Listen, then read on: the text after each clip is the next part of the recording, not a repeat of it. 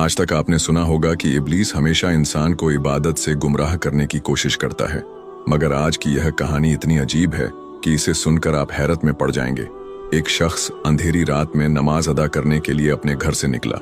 रास्ता बहुत अंधेरा था और चलते हुए उसे ठोकर लग गई। वह मुंह के बल गिर पड़ा और कीचड़ से लथपथ हो गया। गंदे कपड़े देखकर वह वापस घर लौटा, लिबास बदला और फिर से मस्जिद की ओर रवाना हुआ। अभी कुछ ही कदम चला था कि उसे दोबारा ठोकर लगी और वह फिर गिर पड़ा, मगर उसकी हिम्मत कम न हुई।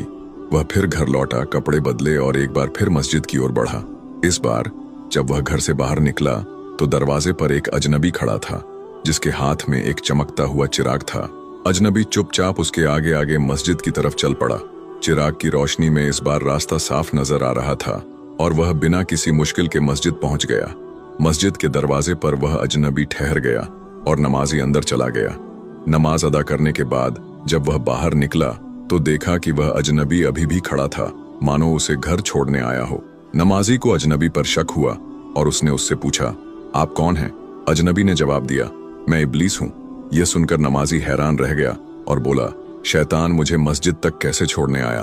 तेरा काम तो लोगों को गुमराह करना है। इब्लीस हंसते हुए बोला, जब पहली बार तू गिरा तो अल्लाह ने तेरे सारे गुनाह माफ कर दिए।